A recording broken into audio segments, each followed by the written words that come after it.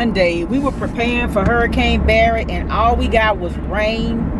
Very little rain. It poured down raining yesterday for about, well, I was in it for about 10 minutes. Then it poured down Friday night. Yesterday was Sunday. We got hard rain a little bit Saturday. So we were really blessed. And a lot of people on in our local area on Facebook was complaining about the meteorologist. And then this other lady who was a preacher, she posted, she said, y'all complaining about the meteorologist got it wrong. You forgot you prayed to God and your prayers were answered. So, quit always trying to blame somebody. Thank God. It could have been a whole lot worse. But they did say we were under a flash flood watch or warning or whatever until 4 o'clock. But I'm on my way to work now and it's not even raining. But I wanted to come on here. I'm not going to be long. Welcome all my new subscribers, all the people that's commenting for the first time. Hey, y'all. Nice to have you here. It's all love. I know sometimes I can be boring. I talk about stuff nobody really want to hear, but it may help one person. So, hey, like I said, if it helped one, I'm good.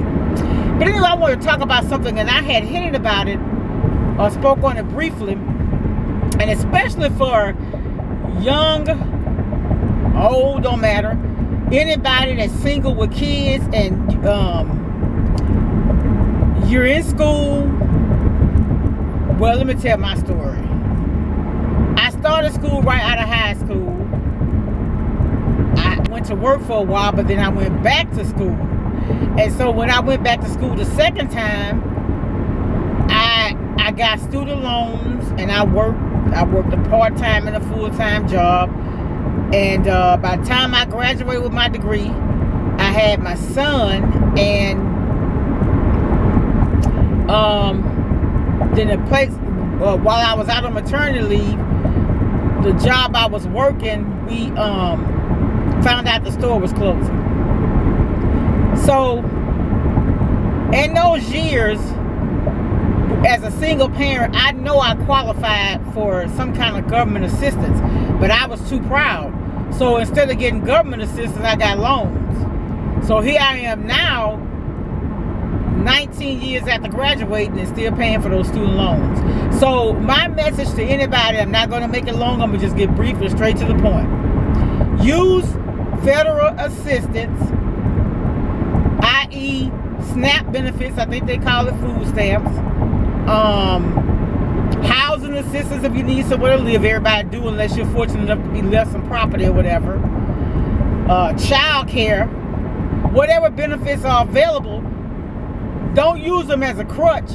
Use them as a bridge to get you to your next destination, because you know what? The only way out of poverty is education. And I remember we had a professor, at least, but we had to write an article, and then the article was, how do you get out of poverty? And that was my paper. The only way out of poverty is education. A lot of times if you're born into a family that's wealthy, your family got businesses, you got trust funds and things like that, but ordinary people don't have it. So, you have to educate yourself out of poverty. And by any means necessary, any legal means necessary. I don't mean go out selling drugs and get yourself in trouble, because guess what? The little Pell Grant you can get, once you get a drug conviction, you can no longer get any kind of federal assistance to complete your education. So do what you can do legally. If it's selling frozen cups. Man, one time, like I told y'all, my first vehicle that I purchased, the first car I drove was my mom's, because she never drove. Lord have mercy. But the first car that I actually drove was my mom's car.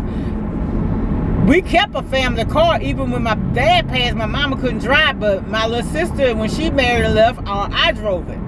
Then my brother moved from Chicago, he drove it. So then when he came, I just went ahead and got my own vehicle. But I got that selling frozen cups, Little Debbie cakes, pickles. Okay, and then, so in the meantime, what I did to try to make a little extra money, man, I would throw telephone books. Yeah, I had me a little telephone book route, and I had all my nieces and nephews helping me. So, hard work pays off in the end. But like I'm back to what this was originally about. If you qualify, and you need public assistance to help you to complete your education, by all means necessary. That's what it's for. It's there to use as a bridge to get you from one destination to the other. Do not use it as a crutch. Do not get stuck in that mentality where I can make a little money. And look how it seems to be prospering, but it's really not. You're never prospering when you're having to depend on somebody else to take care of you. True success is being able to take care for yourself.